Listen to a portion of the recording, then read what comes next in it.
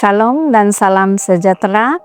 Bacaan Renungan Harian 25 Mei 2026, Isnin, tema agar kita tidak lupa. Mari berdoa.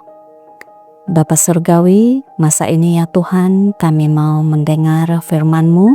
Biarlah kiranya Roh Kudus Bapa masuk ke dalam pikiran dan hati kami agar kami dapat menerima firman-Mu. Dalam nama Yesus kami berdoa. Amin. Tajuk bacaan Saudari Betsy. Ayat inti, masing-masing hendaklah memberi setulus hati, jangan dengan rasa enggan atau terpaksa, karena Allah mengasihi orang yang memberi dengan gembira. 2 Korintus 9 ayat 7. Pada bulan Februari 1859, James White dengan sukacita mengumumkan hasil keputusan jawatan kuasa yang telah mengkaji cara untuk membiayai pekerjaan gereja. Beliau membentangkan satu konsep yang dikenali sebagai kedermawanan sistematik yang akan menyediakan satu kaidah bagi setiap anggota untuk memberi secara tetap bagi menyokong gereja. Cukup yakin bahwa rancangan itu berasal daripada Tuhan. White menekankan 1 Korintus 16 ayat 2 untuk menyokong pemberian mingguan dan ayat-ayat seperti 2 Korintus 9 ayat 5 hingga 7 yang menjelaskan prinsip menuai seperti yang kita tabur dan hakikat bahwa Tuhan mengasihi pemberi yang gembira. White bukan saja mengumumkan pelan baru kedermawanan sistematik, tetapi beliau juga mengemukakan garis panduan lelaki berumur 18 hingga 60 tahun seharusnya memberi antara 5 hingga 25 sen setiap minggu.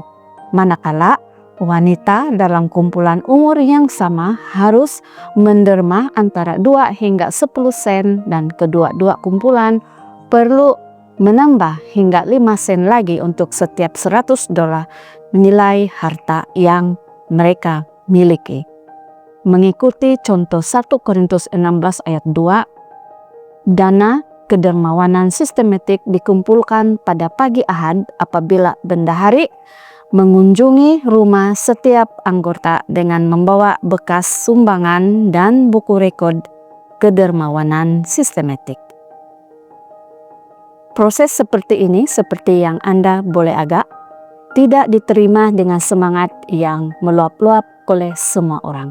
Namun, 2 tahun kemudian James White memberi pandangan yang menggalakkan terhadap situasi tersebut apabila beliau menulis bahwa semua mengharapkan bendahari dan semua bersedia untuknya serta menyambutnya dengan tangan terbuka dan perasaan kedermawanan. Tiada siapa, tulisnya, merasa lebih miskin, tetapi semua merasa lebih gembira selepas meletakkan sumbangan kecil mereka ke dalam perbendaharaan. Namun, apa yang perlu dilakukan dengan dana itu menjadi isu. Pada awalnya White mencadangkan agar setiap gereja boleh menguruskan dana tersebut mengikut kehendak mereka. Kemudian beliau mencadangkan agar setiap gereja menyimpan sekurang-kurangnya $5 untuk membantu pendeta yang melawat dan kemudian menghantar selebihnya kepada penginjilan kemah di Michigan.